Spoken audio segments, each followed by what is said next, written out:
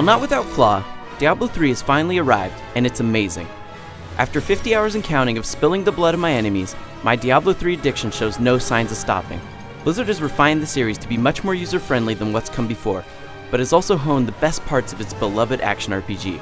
Combat remains engrossing, multiplayer is a breeze, but best of all, Blizzard has created a game so gratifying that it's hard not to spend every waking moment playing, slaying, and hunting for the next epic piece of loot. Was a worthy foe! Imperial, the ancient law of the high heavens strictly forbids us from interfering with the mortal world. Yet you have done so, brazenly. All I am guilty of, Imperius, is bringing justice. Diablo III's story follows your hero on a quest to slay evil and save the world. You pick from one of 5 predetermined classes, guiding them through a very linear narrative. It functions as a backdrop for the monster slaying, but it's super cliché. The sort of stuff you expect out of so-so fantasy novels or a summer popcorn flick. The voice acting is great though, as are the absolutely epic cutscenes you unlock between the game's 4 acts. Then, at long last, Osmodan shall reign as the prime evil. Story isn't what's important though. What is important is the way Diablo III handles loot and building up your hero, both of which are done masterfully.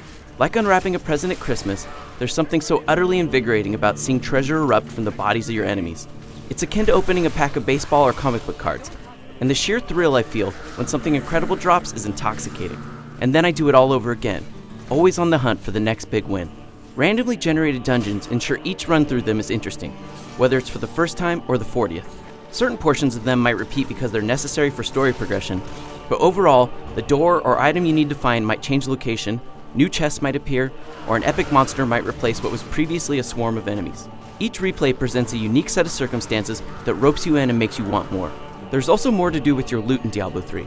After filling up your inventory, you can rapidly return to town to offload your loot thanks to an integrated portal system.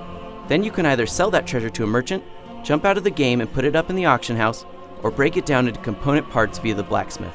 The blacksmith and the jeweler are great additions to Diablo III, adding in crafting systems and reasons to hold on to your gold. And that thrill of finding loot is still present too, since the loot your blacksmith creates has randomly generated benefits.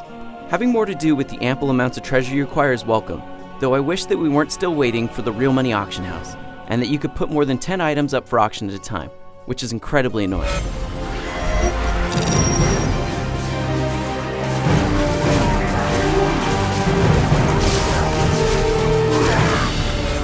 Getting new loot is addictive, but killing the monsters who drop it is a lot of fun too.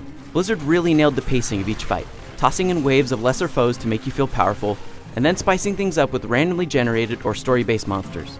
Outside of key bosses, you never know exactly what you'll face next, and Diablo III gives you plenty of reasons to use a wide array of powers. Battles in Diablo III are also more about how skilled you are with your class and the gear you're wearing, compared to Diablo II's potion spam focused gameplay. Switching between a wide array of powers has never been easier either.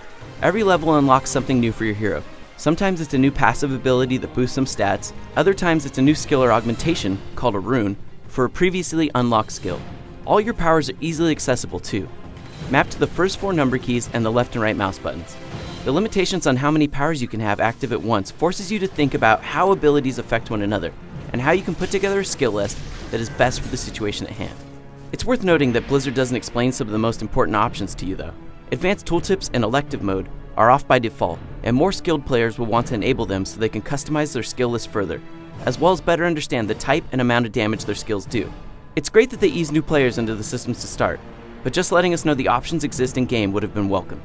The skill system Blizzard has implemented allows you to quickly open a menu, select new powers and augments, and then immediately put them to use. You're never locked into a decision permanently, nor are you given points to allocate to powers you don't even know if you really want or not. Having those decisions taken away is actually quite liberating, forcing you to adapt your character based on what's available and making the whole experience more approachable. It also encourages a lot of experimentation. Powers that you may have unlocked and ignored in earlier parts of the game could become invaluable tools based on some new rune you unlock later. By the end of the game, you have so many powers and runes for them that battles never feel stale. The normal difficulty is relatively easy, but on Nightmare and beyond, enemies start using new combinations of powers that make every encounter potentially life-threatening. You have to change your tactics and your gear too, ensuring that each replay of Diablo III feels like your character is evolving. Playing a multiplayer game further increases the health of monsters. It gives you plenty of reasons to try out new combinations of powers that complement one another. And because it's always online, Blizzard has integrated a friends list that makes joining and inviting other players easier than ever. To make sure you avoid all the infighting that would result from treasure hogs and ninja looters, they've made it so you only see your own loot. It's ingenious.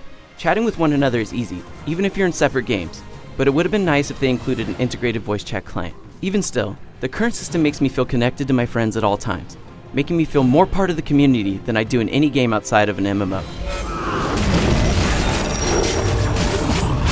It is done. The beast is dead.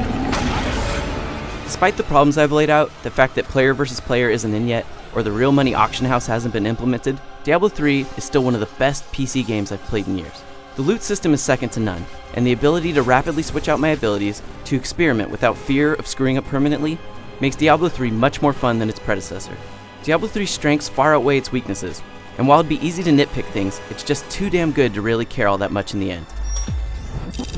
This isn't a game I'll be playing next week, or even next month. This is something I can and will likely play for years.